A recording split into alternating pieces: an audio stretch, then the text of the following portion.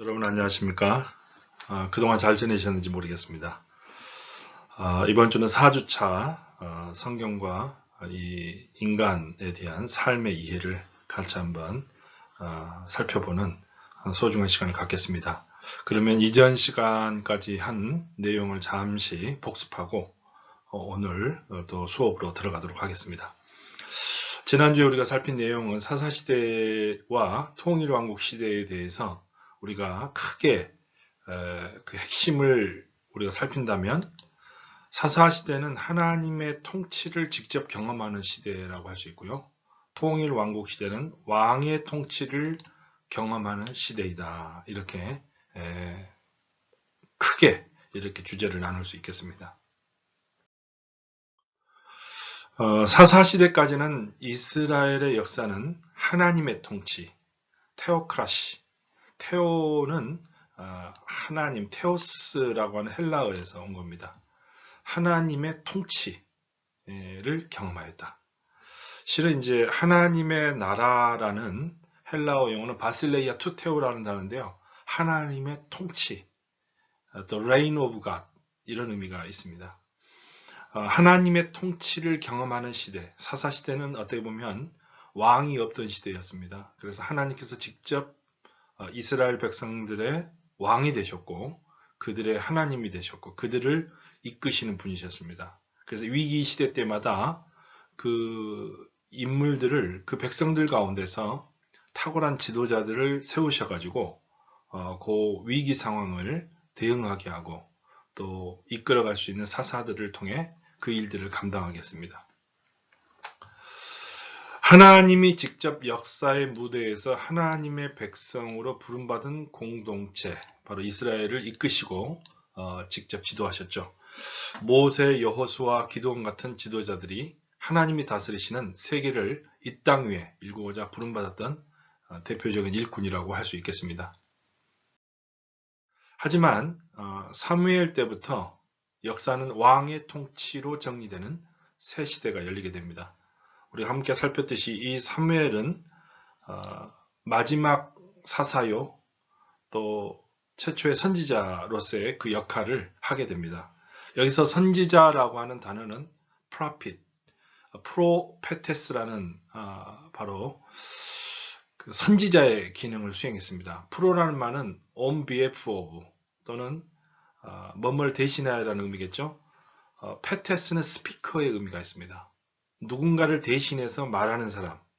그 말은 곧 대언자, 하나님을 대신해서 이스라엘 백성들에게 메시지를 전하는 그런 역할을 수행했습니다.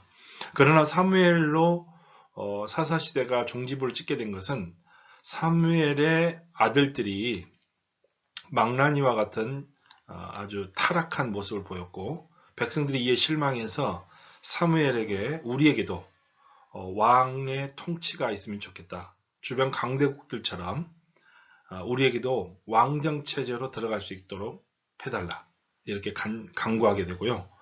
탄원하게 되니까 이 사무엘이 하나님께 가서 그 사실을 보고했고 그것을 들으신 하나님은 그들에게 왕의 통치를 그들이 원하는 대로 허락합니다.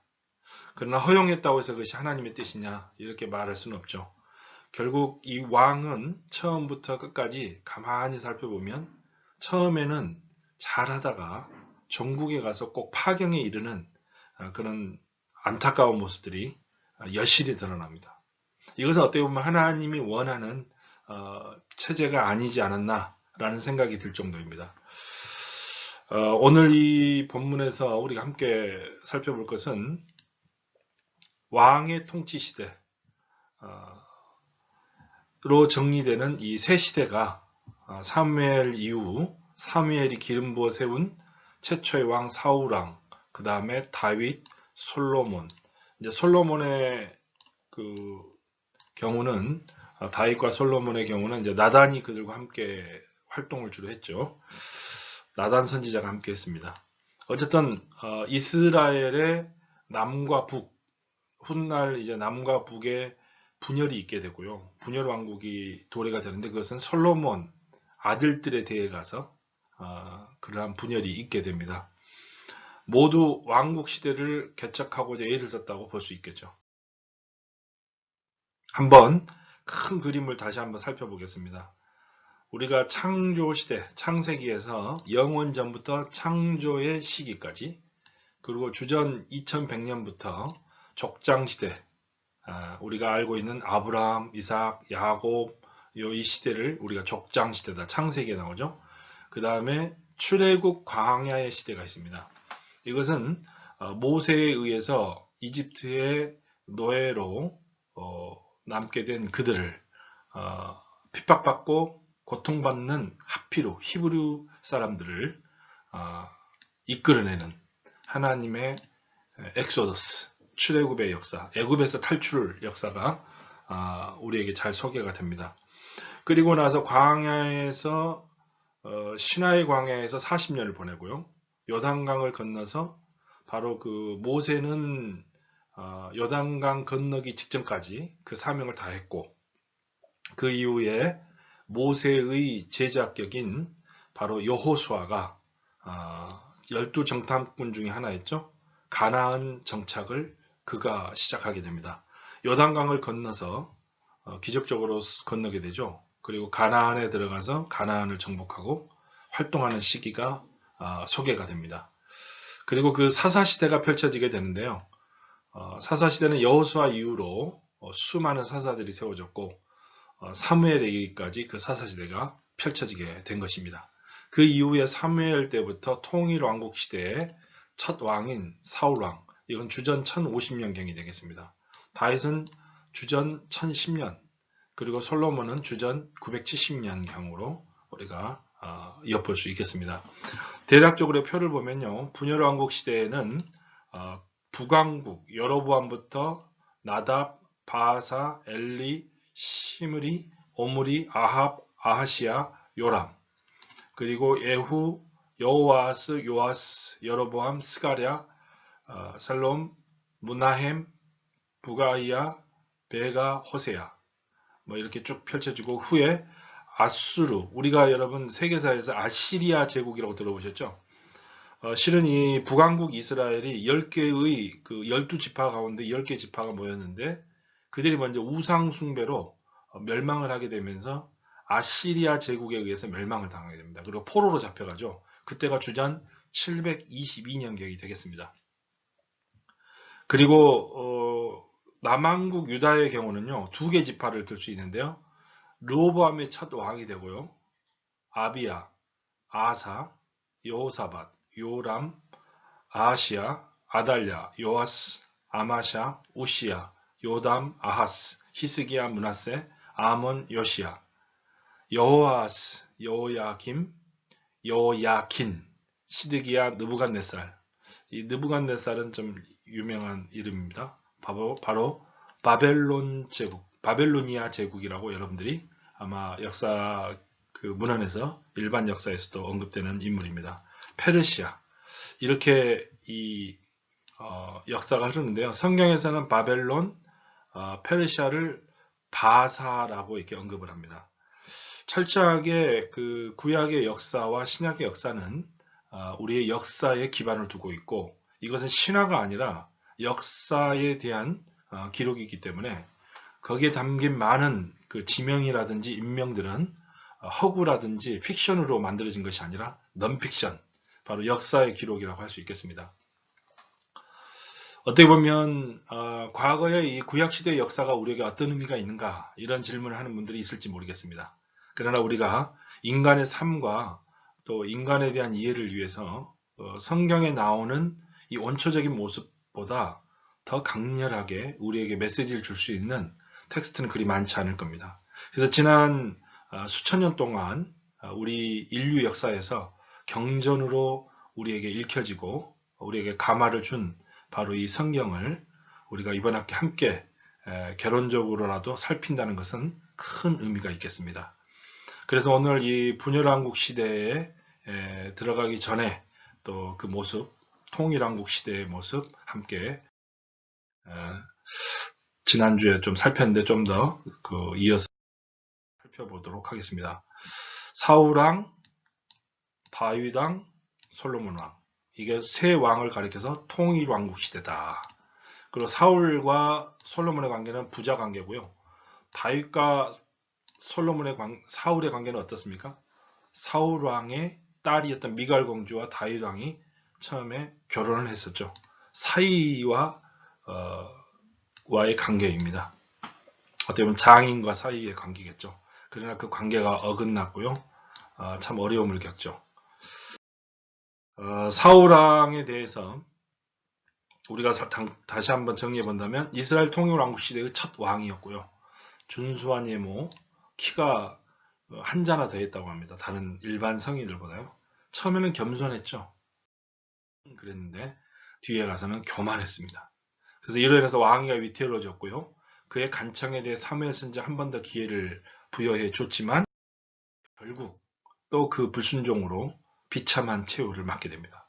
결국 전투에 나가서 그의 아들들과 함께 장렬하게 최후를 맞는 비참한 최후를 맞게 되죠. 참 안타까운 역사입니다. 그리고 사울 왕에 이어서 다윗 왕의 우리가 모습을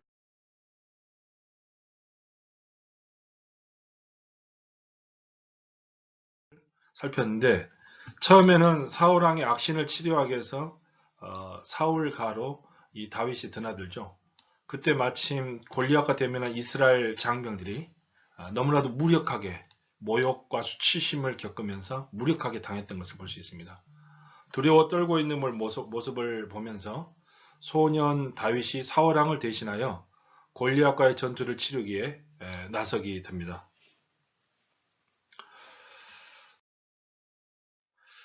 자, 골리앗과의 싸움 어불성설했지만 바로 다윗이 승리로 이끌어낸 아주 귀한 결과라고 할 수 있겠습니다. 그러나 사울은 1000을 죽였고 다윗은 10,000을 죽였다. 이 말은 다윗에게 더 많은 칭찬이 돌아가게 되니까 백성들의 칭송이 잦아있죠. 그거에 대해서 이 사울 왕은 시샘을 내게 됩니다. 질투와 시샘의 화신이었다고 해도 과언이 아니겠습니다. 사울은 어쨌든 그러한 가운데 하나님이 자신에 대한 실망, 자신에 대한 더 이상 자리 보존이 어렵다는 것을 알게 되죠. 그러면서 심한 우울증에 시달리게 됩니다. 그래서 사울은 이때부터 다윗의 눈부신 군사적 성공을 불길한 징조로 보고 경계를 시작합니다. 근데 경계에서 머물지 않죠. 어떻게 합니까? 다윗을 적으로 간주합니다. 그래서 적의 손을 빌려서 교묘하게 죽이려고 그런 시도를 많이 하죠. 처음은요, 딸 미갈 공주를 어떻게 보면 이용해서 지창금으로 블레셋 사람 1000명을 죽여서 전리품을 취해와라. 그러니까 어떤 몸의 신체의 일부를 절단해서 가지고 오게 합니다. 주로. 그러면 그것을 보고 몇 명을 죽였는지를 확인하고 그렇게 해서 그걸로 하는데 요구한 숫자보다 훨씬 많은 전리품, 지창금으로 가져오게 되죠. 결국 본인이 약속을 했기 때문에 약속을 파기할 수는 없으니까 사울왕은 이제 결혼을 허락하게 되고요. 결국 다윗은 사울왕의 사위가 되는 것입니다. 그러나 여기 한번 심상치 않은 얼굴 표정 좀 보세요. 시샘과 질투가 가득합니다. 작전 실패죠. 그러나 이제 또 한번 시도를 합니다. 결혼 당일이었어요. 주로 이스라엘은 밤에 그 결혼을 많이 했습니다. 그래서 밤에 사울 왕이 다윗왕을 죽이기 위해서 이제 그의 부하와 밀담을 나누는 것을 그의 딸이었던 미갈 공주가 이러다가 남편이 죽게 된 거거든요. 그래서 남편에게 기뜸을 해줍니다. 오늘 이런 일이 있으니 당신은 야밤 도주해야 되겠다. 그래서 챙겨서 그를 떠나게 합니다. 사울이 죽을 때까지요. 그는 도피 행각을 일삼고요. 그래서 사울이 죽은 이후에서야 이스라엘로 돌아오게 됩니다. 참 어려움을 많이 겪었죠. 그러나 하나님은요, 이런 어려움, 어떻게 보면 의의 어려움이잖아요. 의인이 당하는 고난은 결코 헛되지 않습니다. 여러분, 항상 우리는 역사에서 강자가 살아남고 강자가 모든 것을 지배하고 주장하는 것을 생각합니다. 그러나 역대 강대국들 보세요. 그들은 악으로 제국을 계속 유지했지만 오래가지 못했습니다. 악은 반드시 파멸하게 되어 있고요. 멸망하게 되어 있죠. 결국 사울왕도 자신의 악으로 스스로를 파멸로 몰고 갔고 결국 비참한 죽음을 맞았습니다. 그러나 이 고난을 당하는 바로 이 다윗 왕에게는 어떻게 보면 왕이 되기 전에 너무나도 소중한 그 경험을 하게 됩니다. 지도자가 갖춰야 될 덕목이 무엇인지를 알게 되고요. 인내심도 키우게 되고요. 자신이 갖춰야 될 많은 것들을 그 고난과 험난한 그 과정을 보내면서 전술에도 탁월한 어떤 능력을 갖추게 되죠. 전쟁 수행에서는 다윗을 능가할 자가 없었습니다. 그래서 이 다윗은 많은 이들에게 칭송을 받았고 나중에는 그를 존경하고 따르던 팔로워들이 수백 명에 이르게 되죠. 그래서 든든하게 그 곁을 지켰고요. 그러나 한때는 이 사울이 이스라엘 곳곳을 샅샅이 수색하고 다니고 더 이상 이스라엘에 도피할 수가 없어서 때로는 이스라엘의 적진인 적국의 나라까지 가서 도피를 하고요. 바보 행세하면서 생명을 보존하는 그런 다윗의 참 안타까운 일상도 있었습니다. 그러나 이런 과정을 잘 견뎌내고 이겨냈기 때문에 다윗은 하나님의 쓰임받는 큰 귀한 왕이 된 거죠. 다윗 왕에게는 사울을 죽일 수 있는 기회가 참 많았습니다. 많은 찬스가 있었죠. 특히 2번에 걸쳐서 죽일 수 있는 아주 좋은 찬스가 있었는데 죽이지 않습니다. 텐트 안으로 들어가서 그를 죽일 수 있는 창을만 훔쳐오고요. 그 물병하고 창만 가지고 오죠. 그러나 죽이지 않는 그런 어떤 징표를 남깁니다. 엔게디 골짜기에서요. 사울 왕이 다윗과 부하들이 지금 장수들이 그 은둔에 있는 그 숨은 장소로 그가 들어와서 은신할 때 사울 왕이 잠깐 들어와서 거기서 낮잠을 잔 걸로 이렇게 보이는데 그때 쉴 때 그를 죽일 수가 있었습니다. 그러나 하나님이 기름 부은 자라고 그래서 다윗은 절대로 사울 왕을 죽이지 않았죠. 그런 서두르지 않았습니다. 무리하게 인위적으로 인명을 해쳐가면서 그런 일을 일삼지 않았다. 다윗 왕이 마지막 훌륭한 성군으로 또 백성들에게 칭송받는 자로 남을 수 있었던 것은 여기에 연유한다고 할 수 있겠습니다. 사울이 죽은 후에 한동안 그의 군사령관 아브넬이 사울 일가의 왕권을 수호했고요. 유다 지파는 자신들의 영웅 다윗을 확고히 했습니다. 다윗은 처음에는 헤브론에서 7년 정도 자신의 지파만을 다스리다가 전체를 통치하는 이스라엘 왕으로서의 역할을 누리면서 태평성대를 이루고 강력한 이스라엘이 될 수 있도록 했던 것을 볼 수가 있습니다. 그런데 이렇게 왕도요, 잘 나갈 때가 참 위험한 때라고 그랬죠. 다윗 왕은 성리에 올랐고요. 산책하던 중에 우연히 목욕하던 여인 부하 장수 우리아의 아내 밧세바를 보고 그를 불러들여서 그를 확인했는데 부하 장수의 아내였어요. 근데 그를 자주 부르면서 이 불륜을 범하게 됩니다. 심지어 그가 아무리 왕이라 할지라도 왕도 율법을 어겨서는 안 됩니다. 남편이 있는 아내, 이 여인을 취하는 것은 율법을 범하는 간음죄에 해당되는 거였습니다. 그런 면에서 하나님이 보시기에 아름답지 못한 된 거죠. 그래서 그걸 은폐하기 위해서 어떻게 했습니까? 자신의 충성스러운 부하장수 우리아를 전쟁터에서 들어오게 하죠. 그렇지만 그가 잠자리를 청하지 않고 그대로 부하장수들이나 동료들과 더불어서 자기는 아내를 끼고 잘 수 없다. 전쟁 중에. 그래서 잠자리를 하지 않죠. 그러나 이것을 누구의 아이인지 임신한 결과를 숨기기 위해서 다윗이 음모를 꾸몄지만 그게 먹혀들지 않게 되자 전가를 줘서 결국 우리아의 상사에게 장군에게 편지를 보내게 합니다. 그래서 우리아가 상사에게 갖다 주니까 이 전가래는 포위돼서 적진에 포위돼서 죽도록 최적전지로 보내서 죽임을 당하게 하는 살인까지 이 다윗은 범하게 되죠. 사울의 이 일탈의 모습은 처음에는 간음, 그러나 나중에는 살인까지 범하게 되는 안타까운 죄를 범하게 됩니다. 이에 대해서 선지자의 역할 바로 수행합니다. 사무엘 이후에 선지자인데요. 나단입니다. 비록 다윗은 그 기름 부은 것은 왕으로 세운 것은 선지자 사무엘이 했고요. 그러나 사무엘이 죽고 그 후에 나단 선지자가 다윗의 통치 기간에 함께합니다.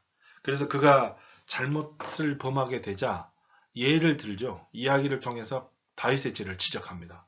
그러나 다행히도 이 다윗은 하나님을 두려워하는 사람이었어요.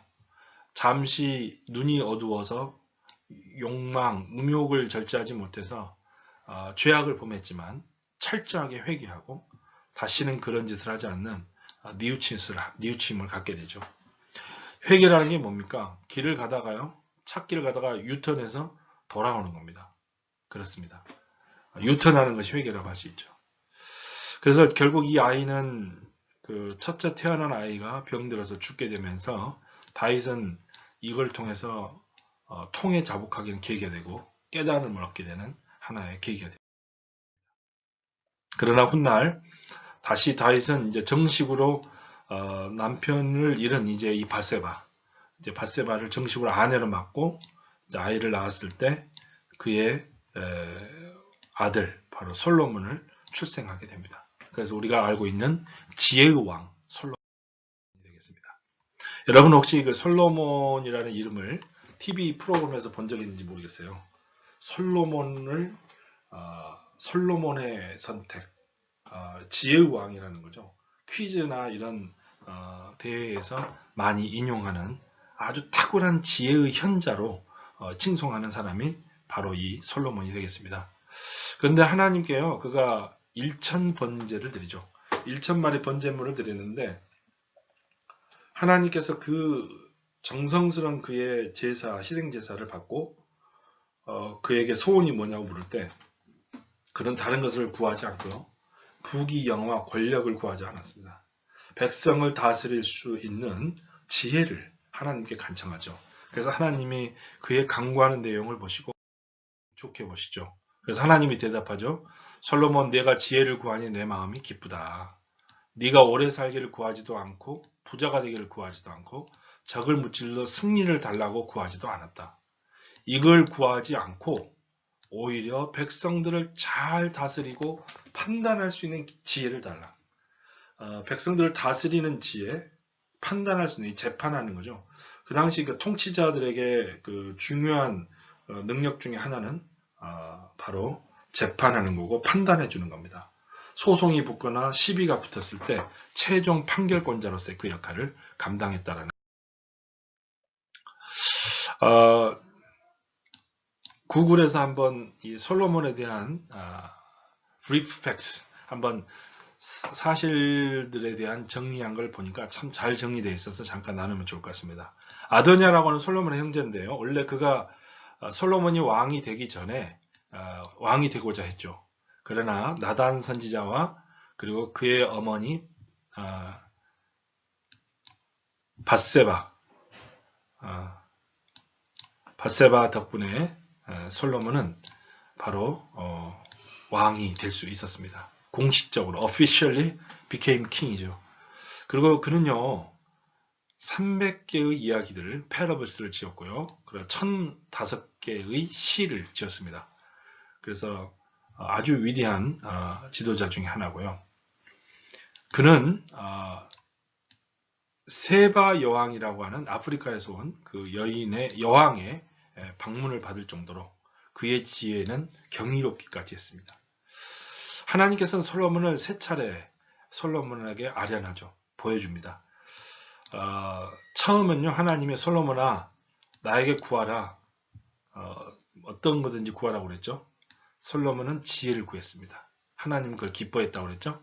그 다음에 두 번째는요, 하나님이 솔로몬에게 약속을 하죠. 만일 그가 신실하게 믿음을 잘 지킨다면, 순종하는 삶을 산다면, 그의 왕위는 안전하게 될 것이지만, 그러나 만일 그가 하나님을 버리면 하나님께서 그의 나라도 손실하게 될 거다라고 알려주게 됩니다.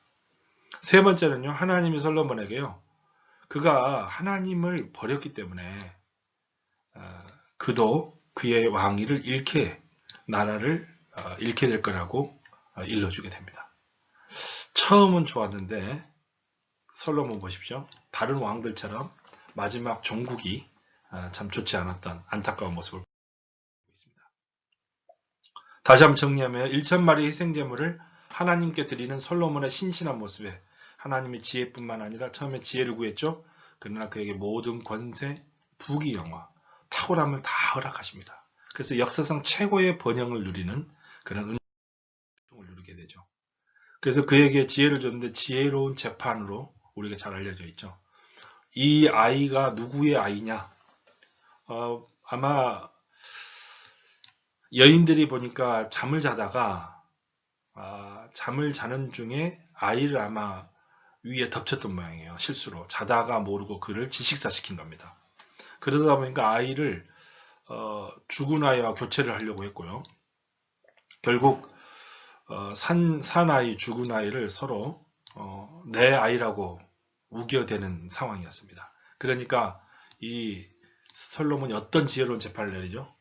그러면 이 아이를 둘로 쪼개서 반반씩 나눠주겠다고 하니까 진짜 부모는 그걸 만류하고요. 가짜 부모는 그걸 허용하죠. 진짜 부모라면 아이가 내게 오지 않더라도 살아있는 게 중요하잖아요. 죽은 아이가 무슨 소용이 있겠어요. 그래서 그것을 통해서 지혜롭게 친모를 판정하는 이 지혜는 성경에 기록될 뿐만 아니라 우리에게 잘 알려져 있는 이야기 중에 하나입니다. 그래서 그 솔로몬의 그 지혜가 담겨져 있는 잠언이라는 성경이 있습니다. 구약 성경을 보면요. 1에서 31장까지 31장으로 되는데요. 한 달에요. 하루에 한 장씩 여러분이 읽는다면 이것은 경영 철학뿐만 아니라 인류의 고전에서 만나볼 수 없는 정말 동서양의 모든 지혜가 담겨져 있다고 해도 과언이 아닌 정말 탁월한 지혜가 여기에 담겨져 있습니다. 지혜를 원하는 잠언을 한번 살펴보면 좋겠습니다. 경전을 한번 같이 한번 읽어보시죠. 잠언 3장 14절에 보면요. 이는 지혜를 얻는 것이 은을 얻는 것보다 낫고 그 이익이 정금보다 나음이니라. 잠언 3장 14절입니다. 다음 같이 한번 읽어볼까요? 지혜의 이 잠언 같이 한번 읽어보시죠. 대저 지혜는 진주보다 나음으로 원하는 모든 것을 이에 비교할 수 없습니다. 지혜는 진주보다 낫다는 겁니다. 이 화려한 진주보다 훨 낫다는 거죠. 지혜가 있다면 있습니다.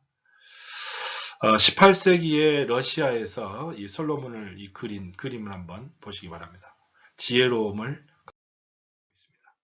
이것도 이 지혜의 솔로몬에 대한 이야기를 담고 있는 하나의 기록이 되겠습니다. 잠언 21장 25절에도요. 게으른 자의 욕망이 자기를 죽이나니 이는 자기의 손으로 일하기를 싫어합니다. 여러분 우리가 자칫 게으르지기 쉽습니다. 중고생 때는 열심히 공부하다가도 목표를 성취한 대학생활 때 자칫 우리가 그 게으름을 부릴 수 있죠. 직장을 그렇게 원했던 사람이 직장 취업되고 나서 그 이전에 가졌던 그 열정을 다 상실할 경우가 많고요. 어느 위치에 오르게 될 때 사람이 그 게으른 모습을 보게 되는데 게으른 자는 그의 욕망은 자기를 죽인다. 꼭 기억하시고요. 우리가 일하는 것, 공부하는 것, 모든 것에 최선을 다하는 모습 그건 아주 중요하다고 합니다. 그리고 또 솔로몬이 지은 지혜서 가운데 하나가 전도서가 되겠습니다. 전도서도요. 짧은 텍스트이지만 12장밖에 되지 않습니다. 헛되다 내용이 헛되고 헛되니 모든 것이 헛되다. 계속 헛되다는 말을 합니다. 그러나 이것은 허무주의는 아닙니다. 또 비관주의도 아니고요. 하나님이 없는 인생은 헛되다라는 것이 이 솔로몬의 조언입니다. 하나님의 계획이 있고요. 삶에 대한 권면이 거기에 이제 담겨져 있는 것입니다. 여러분 우리가 밖에 피워진 들꽃 하나만도 못한 경우 많죠. 그 화려하면요. 꽃이 훨씬 화려하잖아요. 봄철에는 벚꽃이 만개하고 진달래꽃, 개나리꽃 얼마나 아름답습니까? 심지어 이름 없는 무명의 들꽃조차도 그 아름다움은 우리가 창조해낼 수가 없죠. 바로 거기에서 큰 지혜를 얻을 수가 있습니다. 한번 전도서 구절 가운데 대표적인 구절 하나 전도서 12장 1절 같이 한번 읽어보겠습니다. 너는 청년의 때에 너의 창조주를 기억하라. 곧 공고한 날이 이르기 전에 나는 아무 낙이 없다고 할 해들이 가깝기 전에. 그렇습니다. 창조자, 바로 창조주 하나님을 기억하는 그 시기가 빠를수록 좋죠. Your youth, 우리의 젊은 청년의 시절에 온다면 우리의 남은 생이 훨씬 더 지혜로운 인생. 또 하나는요, 아가서를 바로 솔로몬이 지었습니다. 이 아가서는요, 남녀의 부부간의 그 뜨거운 신혼부부의 모습처럼 서로 간의 애정을 표현하는 부부의 따뜻함이 담겨져 있습니다. 여기서는요, 신랑은 하나님이고 신부는 바로 이스라엘 백성, 하나님의 백성, 바로 저와 여러분을 가리키는 겁니다. 하나님과 우리의 관계가 바로 이러한 부부와 같은 정말 아름다운 신랑과 신부처럼 정말 소중한 관계라는 것을 일깨워주는, 얼마나 우리를 사랑하는지를 일깨워주는 내용이 이 아름다운 노래로 담겨져 있습니다. 한번 읽어볼까요? 아가서 2장 10절입니다. 나의 어여쁜 자야, 일어나 함께 가자.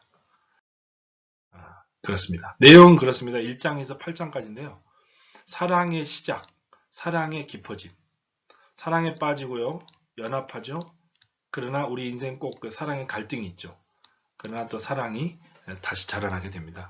구원, 결혼, 문제, 발전, 사랑할 키움, 사랑의 성취, 사랑의 좌절, 사랑의 신실함, 이스라엘 약 1년간에 걸친 이야기가 되겠습니다.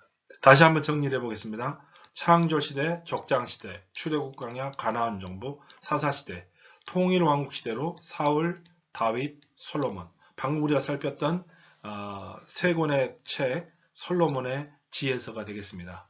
뭐가 있습니까? 잠언, 전도서, 아가서, 지혜문학이라 할 수 있죠.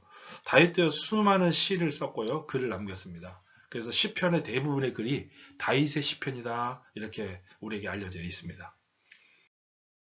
그리고 구약 성경 각 권의 주제를 대략적으로 한번 우리가 본다면 창세기부터 신명기까지, 창세부터 요셉, 애굽으로부터 탈출, 레위인과 희생제사, 유대 민족의 술 헤아림, 율법을 되새김, 그리고요 여호수아부터 역대하까지 역사가 상세하게 기록됐죠. 가나안 심판, 또 악을 행하는 이스라엘 민족, 계속되는 메시아의 계보가 룻기에 있고요. 사무엘과 사울이 언급되고요. 사무엘하는 다윗의 생애가 나오고, 열왕기 상이라는 구약 성경에는요 왕국의 분열의 이야기가 담깁니다. 그리고 열왕기하에는 포로가 된 이스라엘과 유다의 이야기가, 역대상과 역대하는 사무엘하에 대한 주석이고 열왕기에 대한 주석이 되겠습니다. 그 선지서들인데 에스라서에는 성전 재건, 느헤미야 성벽 재건, 에스더서는 유대인들이 위기를 모면하는 내용이 나옵니다. 그리고 지혜의 텍스트들이 많이 있는데 욥기는 누가 지었는지 알 수는 없지만 비슷한 그 창세기와 좀 비슷한 시대적 배경을 보여줍니다. 하나님과 고난의 이야기가 있고요. 시편은 아까 말씀드린 다윗의 시편이 많이 담겨 있고 다른 시편 기자들이 있습니다. 잠언, 전도서, 아가서. 그래서 바로 여기에서 우리가 지혜와 인생의 허무함, 결혼 생활의 사랑, 남녀 간의 사랑을 통해서 하나님과 우리의 관계를 설명한다고 했습니다. 그리고 이거는 대선지자들에 대한 이야기가 소개가 되고요. 바로 소선지자들, 그리고 이렇게 잘 소개되어서 말라기까지가